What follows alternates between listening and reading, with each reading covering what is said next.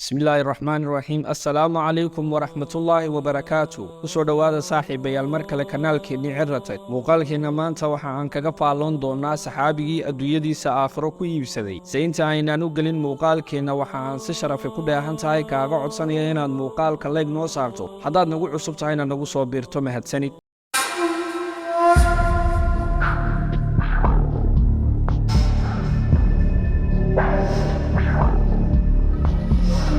waxa uu iibsaday aakhiradiisii wuxuuna ku iibsaday adduunyadiisii waxa uu doortay rasuulka sallallahu alayhi wasallam waxa uu ka doortay wax allaale iyo wixii ka soo hadhay waxa uu ahaa nin dhalinyaro ah waxa uu ku barbaaray magaalada Maka waxa uu ka soo jeeday qabiilkii Quraysheed waxa uu sababtiisa ku islaamay Khubayb kaas oo ka tirsanaa ciidan sarriya oo rasuulku diray sallallahu alayhi wasallam ciidankaas oo dhammaantood gacanta lagu dhigay waxa uu ka mid noqday daawadayaashii daawanayay sidii loo dili lahaa Khubayb iyadoo lagu wargeliyay inay daawadaan dhammaan bulshadii ku dhaqnayd magaalada Maka cidda aan u jeednaa waa saxaabigii Saciid ibn Aamir al-Jumahi waxa uu ahaa nin dhalinyaro ah aadna u xoog badan waxa uu yiri saxaabigani Khubayb isaga oo la rabo in la dilo oo la dhex marinayo dumarkii iyo carruurtii oo mid waliba wax ka jaraya ayaan arkay si Khubayb waxa uu ku dhawaaqay hadal macnihiisu ahaa war haddaad karaysaan iyo ogolaada inaan laba ragcadood tukado intaydaan dilin waxa loo ogolaaday inuu tukado waxa uu tukaday laba ragcadood oo aad u qurux badan wuxuu tukaday ama uu la sameeyay ilaahay xidhiidhkii ugu dambeeyay ee uu la xidhiidho rabbigii Saciid ibn Aamir waxa uu yiri waxa aan sii eegay Khubayb oo salaadii ka baxay wajigiisana aysan wax cabsi ay ka muuqan waxa uu soo eegay madaxdii Quraysheed waxa uu ku yiri hadal macnihiisu ah waan sii dheerayn lahaa salaada haddaydan idinku is odhanaynin cabsi uu geerida ka cabsanaya ayuu salaada u dheeraynayaa Saciid ibn Aamir waxa uu indhihiisa ku daawaday Khubayb oo xubin loo jarayo jidhkiisa marka ay jidhkiisa jarayaanna waxa ay lahaayeen Khubayb oo ma jeceshahay in Nabi Maxamed lagu bedelo oo aad adiguna badbaado Khubayb isagoo oo dhiigu ka haydhafayo ayuu waxa uu lahaa ilaahay baan ku dhaartay inaanan jeclayn inaan aamin noqdo Nabi Maxamedna ay qadahi muddo halkan ii yara istaag ina jooji fiidiyowga dibna ugu soo celi hadalka kale isagoo oo dhiigu ka haydhafayo ayuu waxa uu lahaa ilaahay baan ku dhaartay inaanan jeclayn inaan aamin noqdo Nabi Maxamedna ay qadahi muddo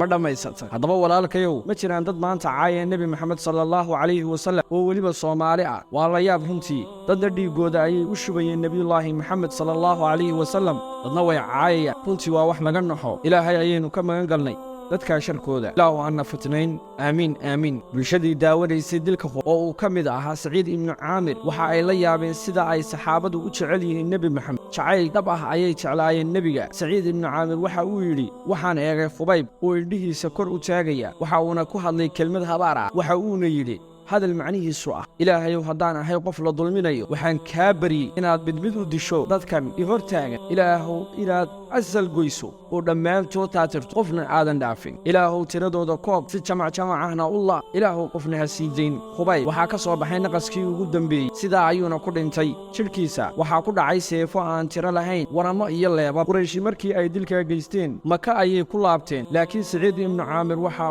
uu dhacdadan ku eegay in fog iyo garaad weelayn badan ilaahayna waxa uu siiyay hanuun iyo hidaayo waxa uu aad ula yaabay saxaabigani sidii uu u jeclaa Nabi Maxamed diintiisana ugu adkaa Saciid ibn Aamir waxa uu yiri ilbiriqsi ama daqiiqad ama saacad qalbigayga kama uusan bixin Khubayb xataa haddii aan hurdo waa aan ku riyoonays Khubayb waxa markasta ay hor imaanaysay sida uu ninkaasi u jeclaa nabiga oo xataa isaga oo la dilayo jidhkiisana xubin loo jarayo haddana uusan uga laaban jacaylka uu hayo nabiga iyo diintiisa Saciid ibn Aamir isaga oo la jooga dhalinyarada ayuu haddana qalbigiisu maqnaa sababtoo ah waxa hor imanaysay markasta Khubayb oo la dilayo Saciid waxa uu galay diinta Islaamka waxa uu ka dhex cadeeyay bulshadii dishay Khubayb waxa uu u soo hijrooday magaalada Madiina waxa uu had u noqday Nabiyullaahi Maxamed sallallahu alayhi wasallam nabiguna waxa uu dhintay isagoo raali ka Saciid waxa uu ahaa shakhsi run badan Abu Bakar iyo Umarna way la tashan jireen taladiisana way qaadan jireen maalin ayuu Umar u soo galay Umar oo markaa khaliif ah waxa uu ku yiri erayadan Umarow rabbiga ka baq dadka dhexdooda yacni marka aad dadka la joogto dadka ka baqin ee rabbiga ka baq waxaan kaaga digayaa wax ilaahay ku diiday inaad dadka hortooda ku samayso adigoo raali gelinaya dadka hadday doonaan dadku ha ku nacaane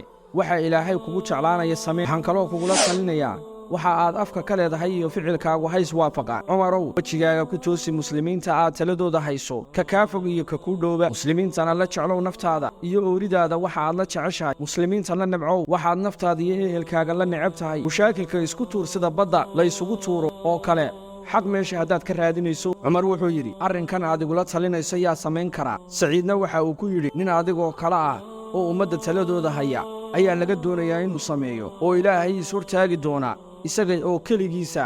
markaas ayuu cumar u baaqay siciid waxauna ku yidhi siciidow haygaga tegin ummaddan taladooda kaalay garab iyo gaashaan ii noqo waxa uuna madax uga dhigay gobolka ximis oo ka tirsanaa suuriya siciid waxa uu ku yidhi ilaahay baan kugu dhaashay hay fidnayn walaal muslimiinta oo xil loo qabtaa wax fudud ma aha ee waxaan kaa codsanayaa inaad xilka iga dayso laakiin cumar arrinkaa waa uu ka diidey waxa uuna weyddiiyey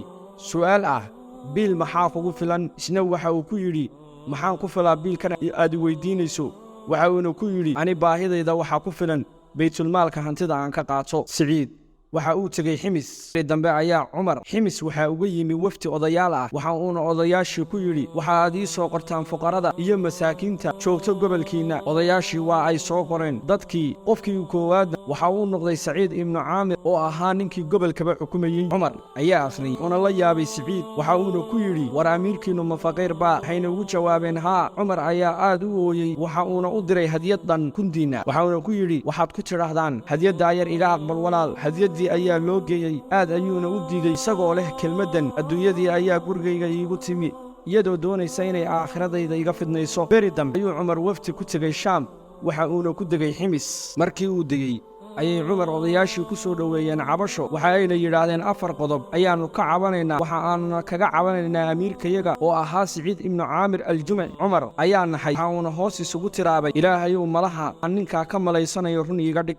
odayaashii iyo amiirkii ayuu isku goob isugu keenay odayaashii waxa ay ka cabteen 4 qodob qodobka koowaad maalintii hore nooguma yimaado oo uu naga habsaamaa waxa uu u bindhigay amiirkii waxa uu yidhi maxaad isaga difaacaysaa arrinkan siciidna waxa uu yidhi arrinkan inaan sheego maan jeclayn laakiin hadday lagama maarmaan tahay waan sheegayaa waxaan ku habsaamaa amiirkii mu'miniintow gurigayga inan shaqaale ay ima joogto reerkayga ayaan qooshka u garaacaa kadibna waan yara sugaa inta uu khamiirayo markaan dubo qoraxduna dheeraato ayaan ka soo baxaa gurigayga ummaddana markaa u soo baxa qodobka labaad hadduu gabalba dhaco nin u tago uma jawaabo siciidna waxa uu yidhi ilaahay baan ku dhaartee tanna waa nabcaa inaan sheego laakiin hadday lagama maarmaan noqotay waan sheegayaa habeenkii dadka uma jawaabo sababtuna waxaa weeye dadka maalintii ayaan siiyey habeenkiina ilaahay ayaan siiyey oo habeenkii ilaahay ayaan la hadlaa mana jecli in ilaahay iyo aniga nala soo dhex galo qodobka saddexaad bishii maalin ayuu naga maqnaadaa halkee ayuu ku maqnaadaa siciid ibnu caamirna waxa uu yidhi duun waxa aan ka leeyahay hal khamiis taas oo aan wato marka uu iga uskago ayaan dhaqdaa maalintaan dhaqanayo ayaan maqnaadaa sababtuna waa in aanan dadka hor imaan karin anoo bilaa marya qodobka afraad ninkani wuu gariiraa ee maxay tahay sababtu u gariir saciid waxa uu yidhi waxa aan maqhraati ka ahaa dilkii khubayb waxa aan taagnaa sidii loo dilayey mar walba oo aan soo xasuusto dilkii khubayb waxa aan isdhahaa ilaahay dembigaaga dhaafi maayo waayo waxba umaadan qaban walaalkaa khubayb cumar ibnu khadaab oo garta qaadayey waxa uu yidhi ilaahow ma hadda adaa iskale oo malahaygii ii rumeeyey waxa uu siiyey siciid 1,000 diinaar waxa uuna ku yidhi u kaasho danaha muslimiinta xaaskiisii markii ay aragtay maalkii la siiyey ayay ku tidhi siciid ilaahay baa nagaga kaafilnaaday khidmaddaadii iminka ayaan shaqaale qabsan laakiin siciid waxa uu ku yidhi xaaskaygiyey ka waran haddii aan lacagtan u dhiibanno qof maalinta qiyaamo ee aan miisaanka taagannahay